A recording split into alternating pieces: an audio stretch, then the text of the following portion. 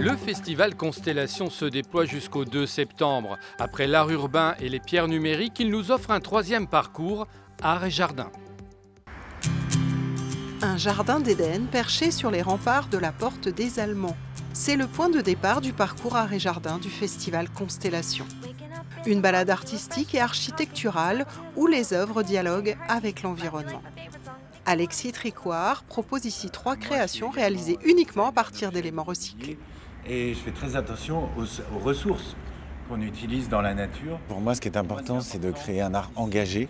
Engagé pour la biodiversité, engagé pour la forêt, pour les animaux, pour la nature.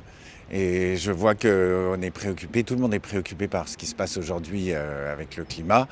Et je crois que les acteurs comme les artistes sont là aussi pour sensibiliser. Pour moi, c'est très important. La déambulation continue avec cette installation d'arcade qui transforme le paysage en œuvre poétique et offre aux visiteurs des points de vue renouvelés sur le jardin.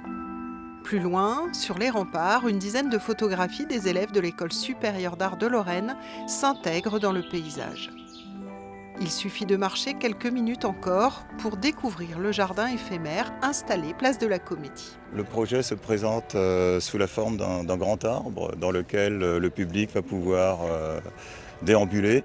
Avec ce jardin, on a voulu parler de l'arbre en ville, de l'arbre en général, du bienfait que peut nous fournir l'arbre et la forêt. Inspiré du folklore japonais, les Kodama, esprits de la forêt, invitent petits et grands à une expérience visuelle et sonore. On a voulu présenter, on va dire, une œuvre de design qui puisse justement être interactive avec le public. Les gens peuvent rentrer à l'intérieur, ils peuvent écouter justement des sons, ils peuvent justement interagir et pouvoir, on va dire, s'hybrider, on va dire, avec les esprits de la nature et de la forêt.